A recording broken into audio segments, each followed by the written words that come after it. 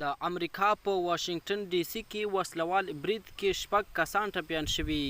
د امریکا په واشنگټن ډي سي کې د ډزو له کبله 6 تنه ژوبل شوي چې د ځینو روغتیايي وضعیت نازک ښودل شوی. رسنیو په راپورونو کې ویلي چې پیښه په ځایي وخت د دوشنبې په ماښام د ډي سي په شمال ختیځ کې شوې ده. د واشنگټن د ښاروالۍ شورا یو غړي جالز آلن ویلي چې پیښه په عام سړک شوې چې له کبله یې 6 تنه ژوبل شوي دي.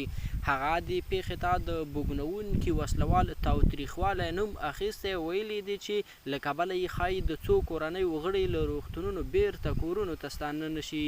په امریکا کې روان کال د وسلوال تاوتریخوالي پیښې خورا ډیرې شوي او د خپرو شویو ارقامو پر بنسټ له تیرو 7 میاشتو راهیسې پکې د ټولیز وسلوال تاوتریخوالي 315 پیښې ثبت شوي دي.